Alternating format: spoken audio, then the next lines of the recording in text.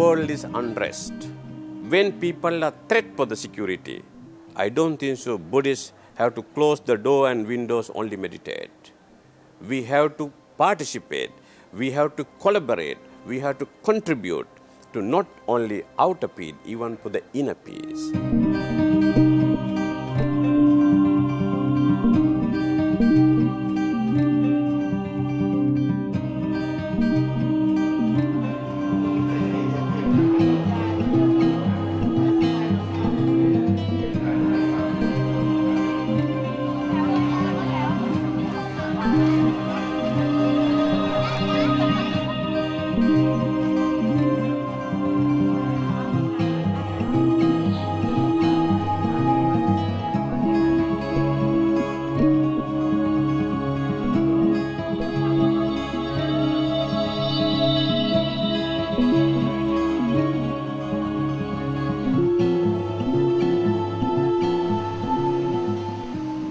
We are from 61 countries and regions.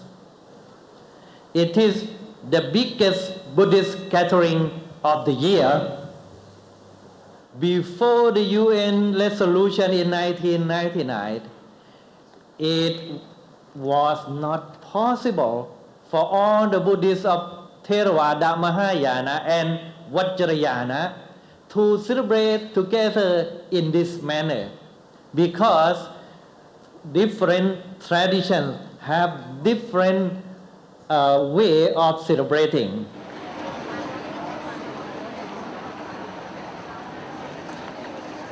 Every time, when we go to the conference, it's kind of a self-education. You learn from other people a lot, like kind of, brainstorming. And at the same time, you also feel like, this is what I think, and I would like to share with other people.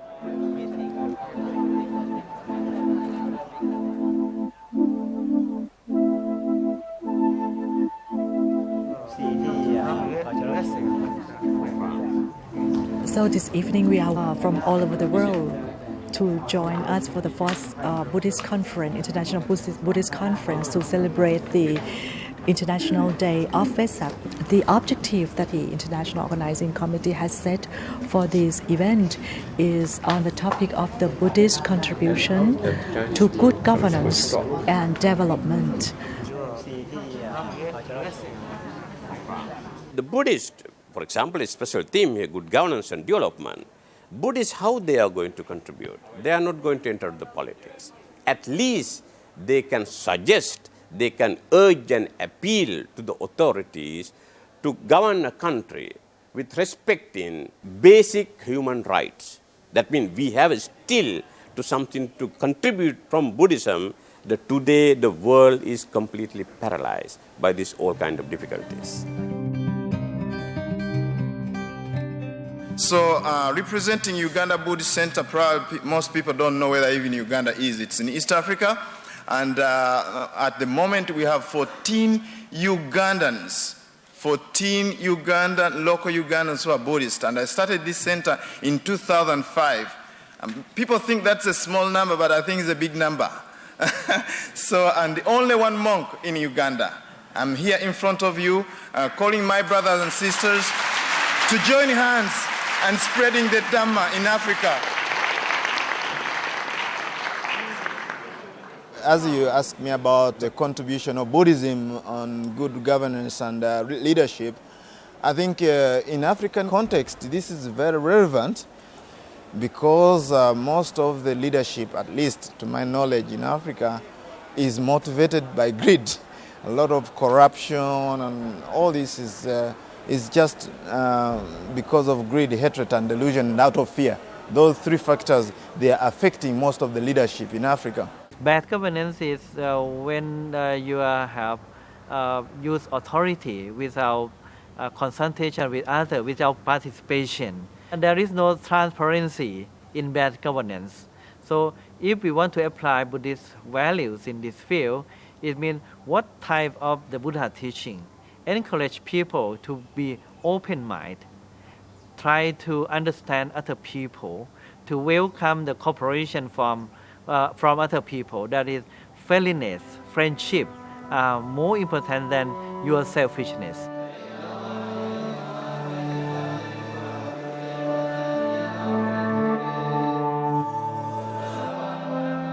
I think the most important is to deal with the individual's mind. If more people are more peaceful inside, then start from the family, the community, and a nation. I think that now we are in Thailand, and this is a Buddhist country. You can sense that people are very polite, relatively more friendly, and it's because they apply this Buddhist value into their daily life. The generosity of the Thai people, this have been taught in our Thailand for the last 7 centuries, since the foundation of Sukhothai Kingdom. The monks have preached lay people to practice 3 virtues. The number 1 is charity.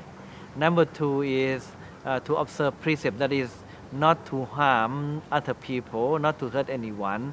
And the third one is mental development.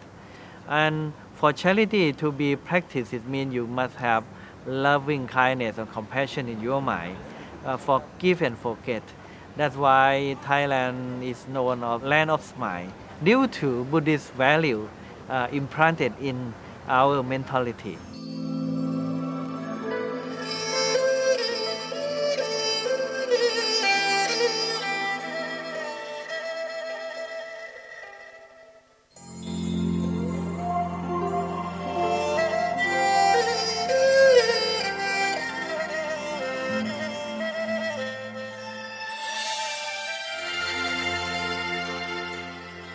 Thai culture is based on mindfulness. You can see from our cultural show, Thai dance is quite slow, very slow, and you have to tune to the rhythm of the music. That means the dancer have to be aware of every sound of the music, and their movement must be in conjunction with each sound of the music. Mindfulness must be there. If you dance in a disco dance, how can you develop your mindfulness there? You lost in the rhythm of the music and forget yourself. You cannot detect the movement of your body.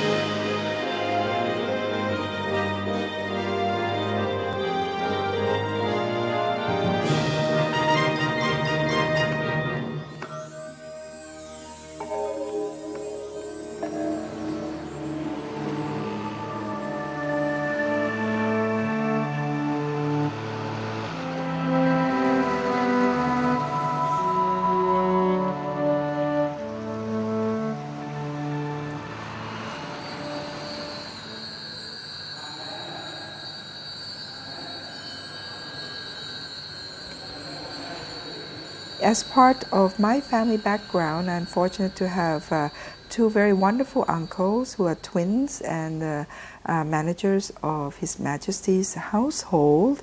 And of course, the tradition of leadership is always emphasized the good governance as it relates to self-sufficiency for a rural agrarian-based society.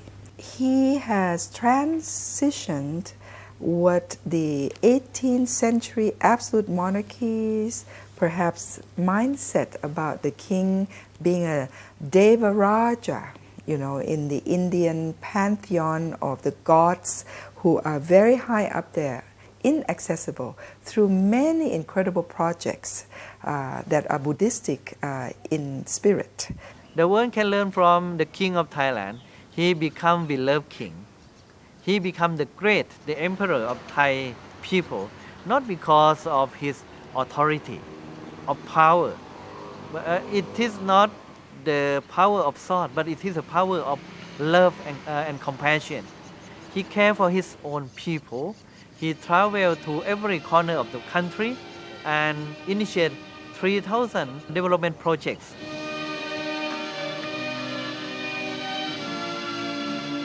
We heard a very fine talk by a monk at the beginning of this very conference about what the Thai government did in the mid-1970s when they had a communist rebellion in part of the country. And bright, courageous young men from the villages in a very poor part of the country were all arming themselves, taking to the jungle, shooting soldiers and other representatives of the central government. And what the Thai government did was not to allow any retaliation whatsoever. Even when soldiers were killed, ambushed or whatever, they allowed no retaliation. There was a total amnesty for anyone who gave up their arms, and they were not merely forgiven, and they were not given a criminal record, but they were offered good government jobs because it was recognized that these were very enterprising individuals. And 2 of them rose to be ministers in the government.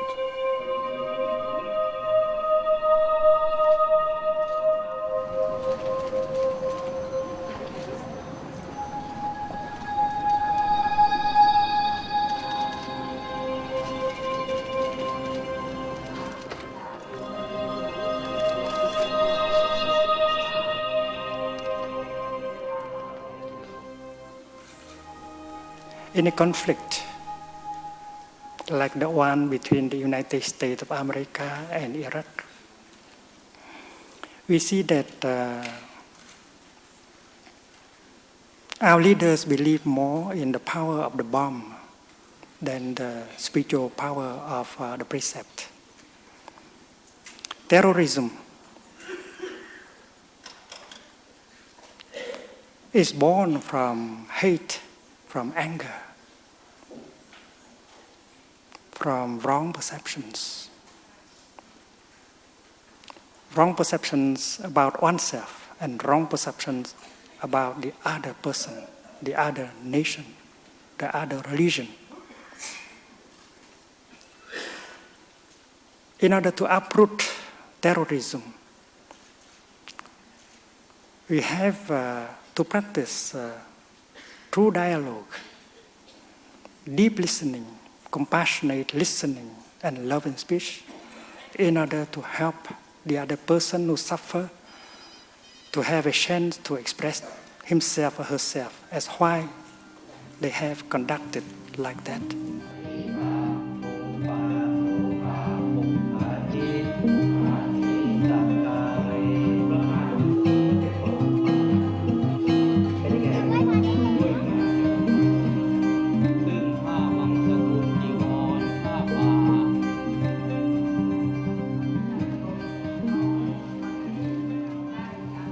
I mean, the whole idea that in order to combat terrorism or aggression, you must simply have better terrorism and bigger aggression is, of course, a diametrically opposite view to that held by Buddhism.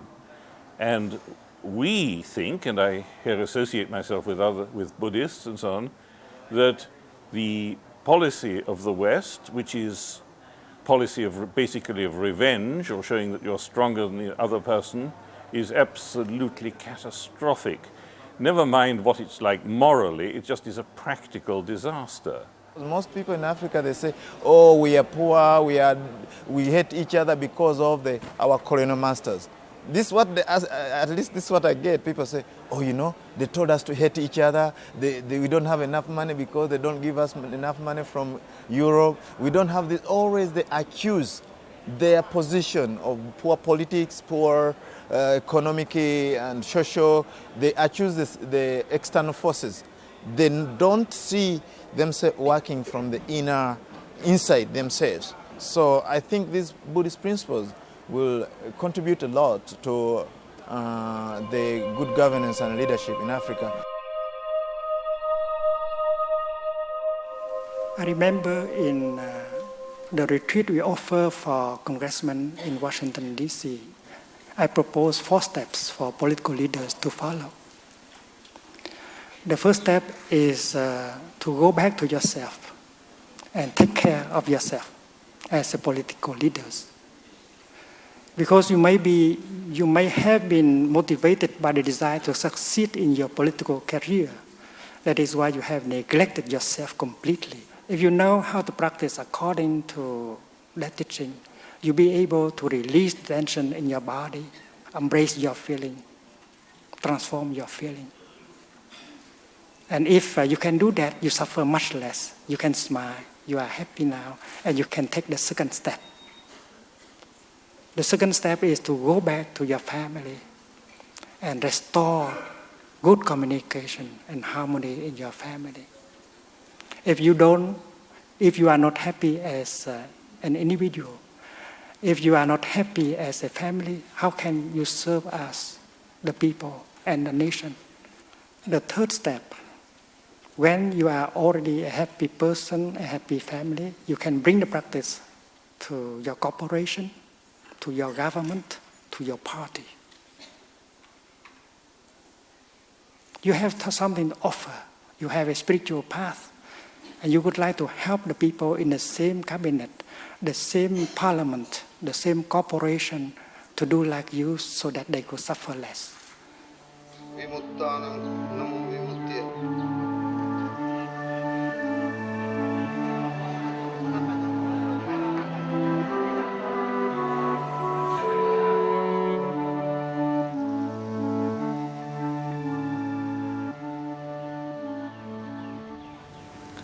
This year, I visited Indonesia to encourage them to join us.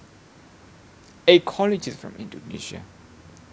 I visited Budapest to encourage them, to come and join this wayside. I visited Tibetan universities. I visited Korea. So I can say it's a personal satisfaction, at hard work of 1 year. Because my doctoral thesis is on Buddhist education. There's been a great tendency due to history and nationalism for Buddhist universities in one country to have no idea about Buddhist universities in another. Very often they don't even know they exist, let alone how they operate.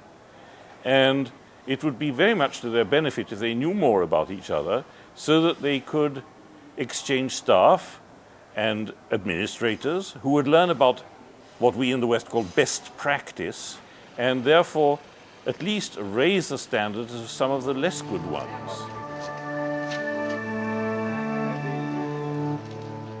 My university is a Sangha University or Monks University. Was established about 120 years ago by King Chulalongkorn. The purpose of the foundation was to provide modern education to Thai monks about a century ago. But it would not be possible at that time. So we wait till 60 years ago. We arranged the modern system of education in the university system. And up to now, we have about 10,000 Buddhist monks studying in our university throughout the country, and we have branches in Taiwan and South Korea.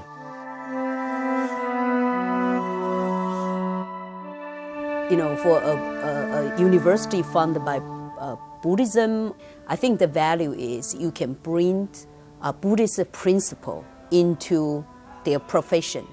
So it may be for regular university, they train students like for job, but for a Buddhist university, I think it's to train students for life, how to live, and it's the provide the education of what we call the whole person, kind of holistic education for a person, not just for the job.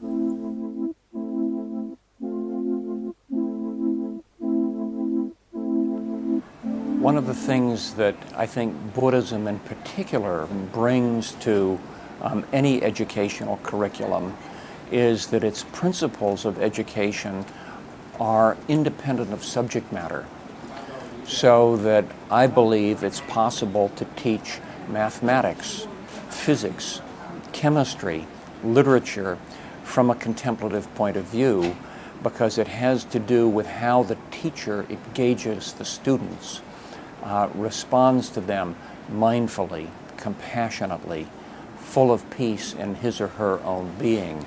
They even start a project that like going out to help the people in distress, like the tsunami victims that we have done, or go up to the Hill tribe area in the north to stay there after their graduation.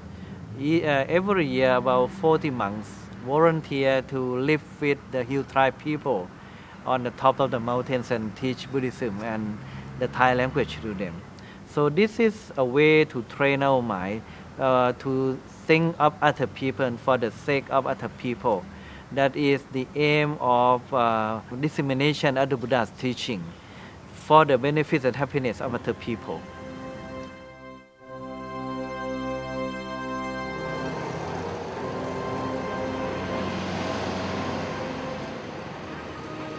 The 2 years master program in psychology and mindfulness require people to meditate.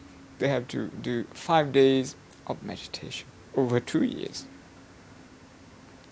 They will be studying also some Buddhist scriptures. Of course, a lot of Western psychology, mostly cognitive psychology. So this is the practice that we bring in. We recommend people to do meditation, to visit living Buddhist masters, to learn from them, and to learn it as a part of the academic training. So right now, the modern psychology also try to collaborate with the Buddhism now. You can say, Buddhism is really a science of mind. Maybe the method is different because Buddhism is started from the approach to inner, and modern science try to be more objective. But I don't see that you need to just put it as a dichotomy. Like, okay, the modern science is just for outside world, and then the Buddhism is for the inside. I think that both of them can bring together and to discover, what is the mind.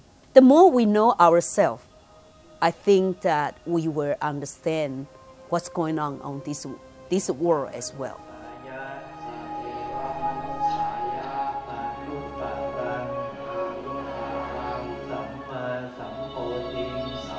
The thought is that I think that Buddhism, by its very nature, has a cultural life that doesn't depend upon the vocabulary of religion, but one can come at it in terms of literature, in terms of the graphic arts, that I think in some ways are much more accessible to a broader public than some of the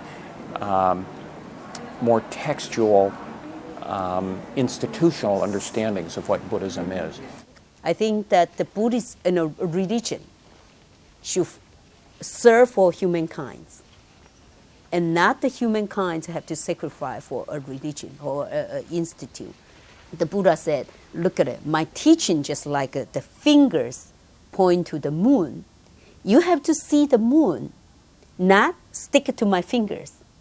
So all the religions are supposed to help us to pursue the truth, to look at the truth. I think the people on the path of religion should know their final goal is to find out the truth, not the religion itself, and like stick it to the finger and fight with each other. I hope that we can beyond religion and to see the moon.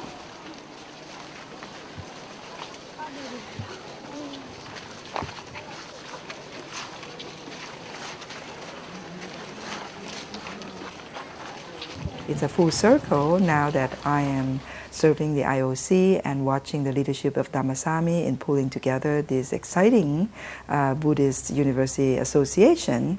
And I feel that a value added and contribution that this organization can make, not only to U.S. university, but all levels of educational institutions in preparing future leadership all through the world.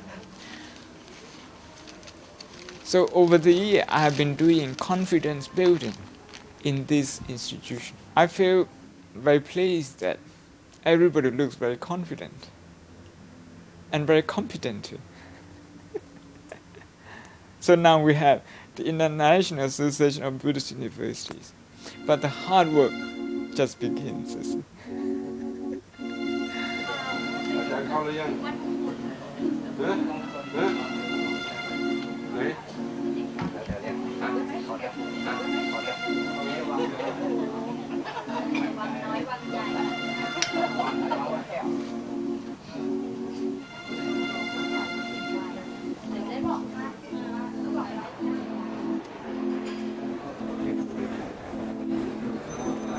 This is a very important moment because they're going to sign the Bangkok Declarations.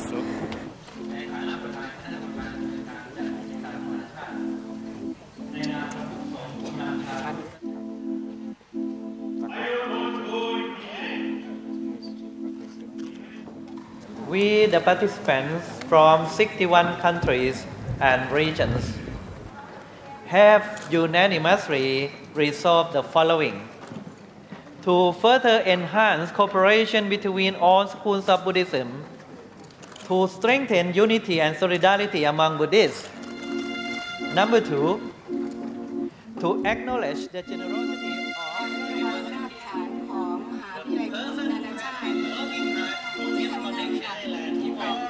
It is international award and it has been international event prepared by the International Organizing Committee. I think this is the biggest gathering I've ever been, to have all the venerable people, monks and representatives from all different world. I think it has been wonderful and reassuring, because in Uganda, where I'm going back now to finish tie loose ends in the temple there. So it has been challenging, and after here, I feel refreshed that I'm not alone in the propagation of Buddha Dharma.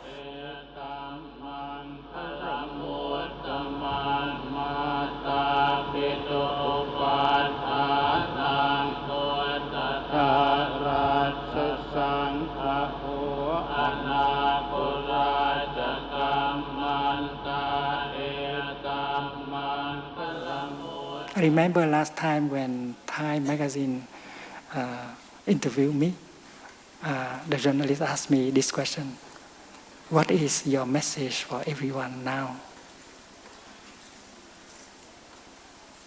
If you have a message, and I said, go back and take care of yourself.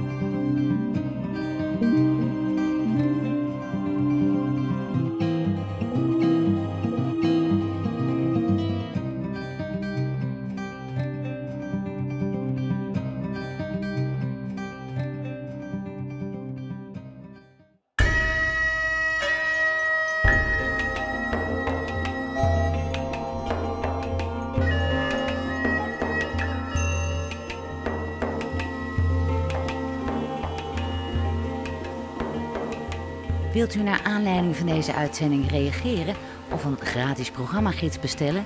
Bezoek dan onze website boeddhistischeomroep.nl. DVD's van onze programma's kunt u bestellen op 010 411 3977.